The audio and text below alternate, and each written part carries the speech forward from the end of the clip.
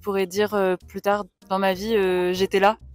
Alors, j'ai vu Anatomie du désir dans le panopticon anatomique. On arrive complètement dans le noir, on est désorienté, on sait plus bien où on est. Je dois dire que j'ai été complètement décontenancée par ce spectacle. Le thème sur la naissance de l'homme à travers la femme, il est assez original. On se fait complètement absorber par une atmosphère qui est très lente, qui est très noire, qui est dérangeante. Donc j'étais très bluffé par la diversité absolument fascinante de tous les effets, de tous les artifices, du jeu de Boris qui est hyper complet. Le chant, le cirque, la marionnette. J'étais vraiment fasciné par l'enchaînement, l'imagination, la richesse de ce qu'on traverse, enfin de ce que ça nous fait traverser un peu anthropologiquement sur le rapport au corps, le rapport à la mort, le rapport à la domination, le rapport à l'histoire.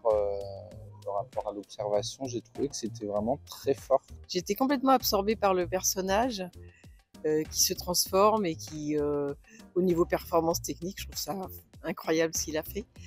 Enfin, cet interprète est juste incroyable. Oui, c'est vraiment sa m'estomac, sa capacité à convoquer des états de corps dingues. Et surtout, ouais, le côté poétique, le discours entre le sujet et ce qu'il y a, et comment il l'aborde d'une manière singulière, surréaliste même, d'une certaine façon. Et aussi, justement, sans texte, ou très peu, qui justement permet d'interpréter énormément. Et moi, j'ai beaucoup aimé, je me suis beaucoup projeté grâce à ça, sans qu'on me prenne par la main ou qu'on me parle d'un discours ou quoi. J'ai pas pleuré là, mais ça m'a quand même bouleversé intérieurement.